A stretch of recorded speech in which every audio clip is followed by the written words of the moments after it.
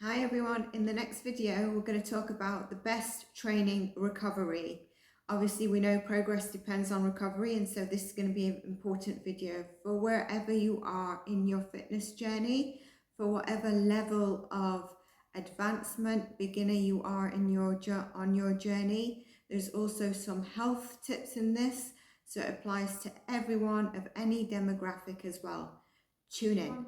So like we said, we're going to discuss training recovery. Before I do that, I'd love to hear from you on what content you're actually liking and you'd like to see more of, because there's fitness, there's general health, and I've got some coaching on mindset and achieving a well-balanced life to be able to either achieve your fitness goals, achieve your life goals, work goals, career goals, balance your life out, your self-care out, mindset goals. So just let me know which content you like, and I'd love for you to subscribe and join us in this community that I'm trying to grow.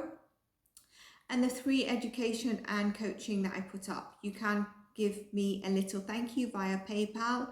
The links and everything are in the description boxes and on the about page. Should you wish to work with me, then you can email me, also in the description box and the about page. I do various coaching, from leadership mentorship to advanced personal training, whether it's to lose weight, whether it's in terms of advancement, whether it's mobility, whether it's healing, whether it's injury, whether it's yoga, whatever it is. I also do online training. So I've got various modalities and services that I do, as well as spiritual coaching. So do check that out. My other platform is around spirituality and spiritual growth. If you're interested in that, comment below and I'll give you the details. But let's get into it. Let's get into this topic today, the best training recovery, because it's really important. And I can honestly say I neglected one over the other when I was always in a mind frame of when I lost weight, that you have an unhealthy mind frame that you need to double down on cardio when you're not eating so good. And so maybe you go with less sleep, and actually you're not doing your training and fitness goals any advantage by doing that. Okay, we know that progress in terms of our fitness journey, especially when we're talking about bodybuilding, muscle strengthening, strength training, goals around fitness, depends on recovery. Okay, it should go without saying that nutrition and sleep are the two most important methods that are going to help with recovery. Now, one study found that 12 weeks of people with high life stress made less progress than those with low life stress. And in getting on top of the stress means faster recovery for muscle damage and faster recovery for strength between sessions, both of which will contribute to your long-term progress in your strength training and muscle size and getting to your goals. Now, it's not always easy to navigate stress within our lives, and that's also why you'll find I've got videos around, balancing your stress hormones, balancing your life, balancing sort of your general health, supplements you can take, self-help tools you can do. If you look at my brain fog videos, some of the stuff in that actually help with recovery and balancing your life. So don't just take the titles that sound like, okay, I'm not suffering from brain fog, it's not going to help me. You would have suffered from brain fog at some stage in your life, especially if you've been anxious, overstressed, etc. So though the videos might have particular subjects, they are well rounded and they will benefit you within any aspect of your life. So let's go into today's topic, which I will also then look into the study that I mentioned. Recovery is key, and our results depend really on recovery, and how to do it is there is no replacement for the adequate calories, protein and sleep that you require. So protein at least 1.4 grams per kilo of your body weight. Sleep is 7 hours per night. Calories, spend as little time in deficit as needed. Calorie deficit, and I have a video on this, how to try and maintain muscle. And I mentioned that you can only expect to gain muscle to a certain extent when you're in calorie deficit, but you can try and maintain muscle. In longevity, it's not going to work. And I discuss it in various videos, so I'd check those videos out. But there are 3 key stuff.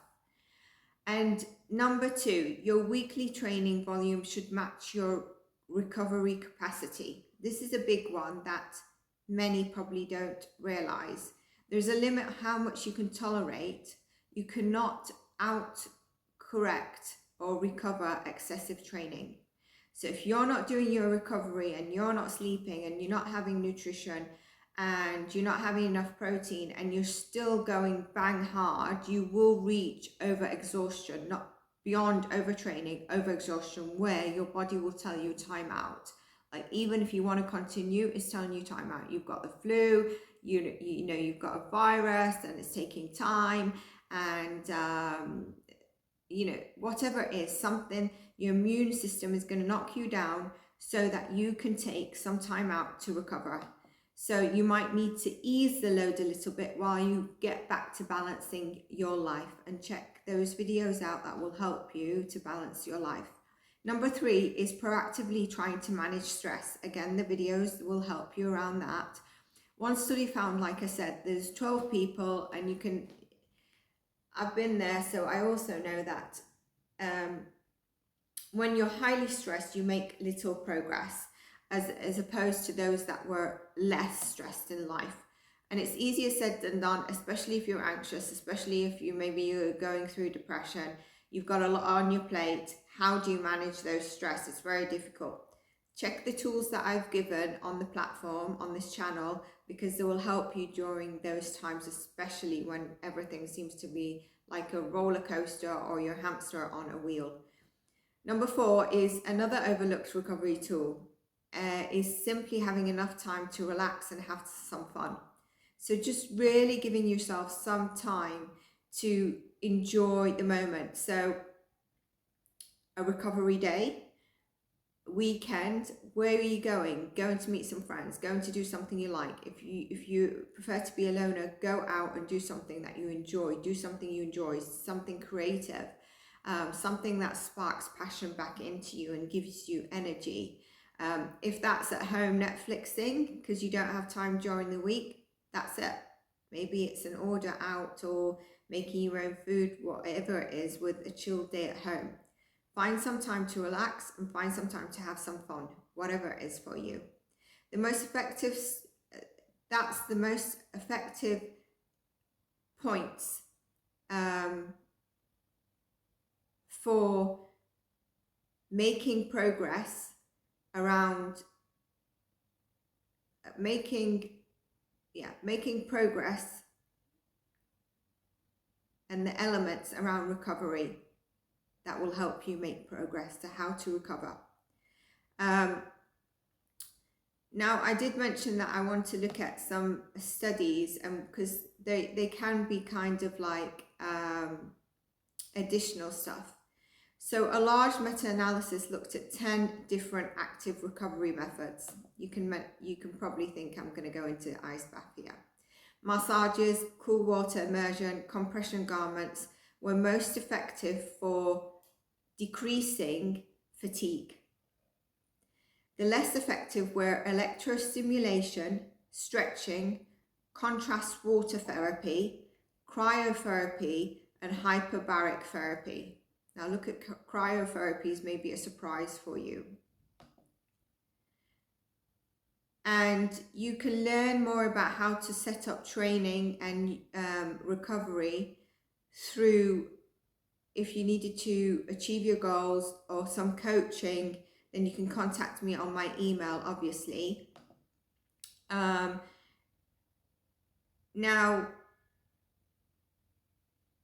on the meta-analysis that I mentioned, which defined recovery from training as including subjective feelings of fatigue, inflammatory markers, DOMS, so muscle soreness, With this in mind, they looked at the 10 different tools that I mentioned, and across 99 different studies is what the information I'm giving you of, where I mentioned the most effective being cool water immersion, the less effective like cryotherapy.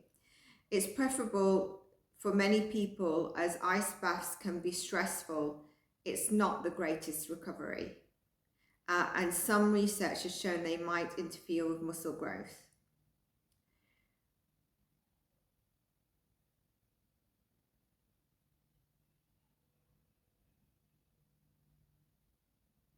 The reason is because, and that's why I wrote an effective for decreasing fatigue is cool water immersion, is because there is still this slight contradiction on ice baths.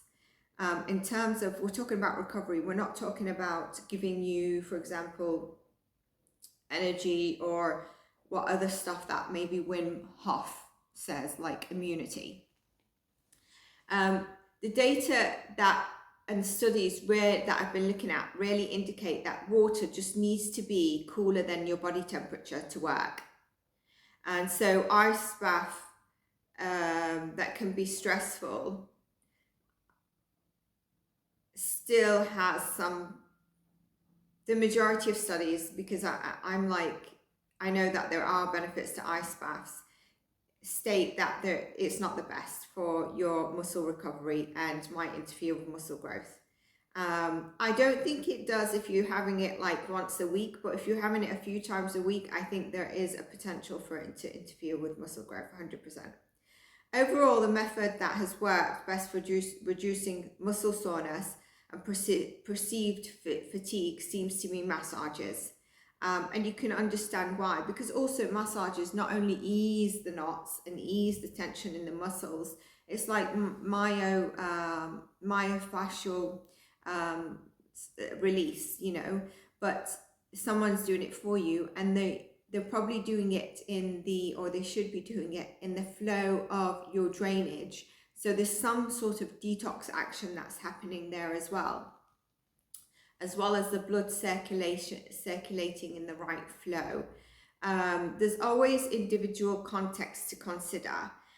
Some people don't like massages. It's more expensive and time consuming than other tools. If you've got like a massage gun, and it doesn't have to be one of those massive or very highly costly ones. It can just be one that, you know, vibrates and has different pressures. That's also helpful. I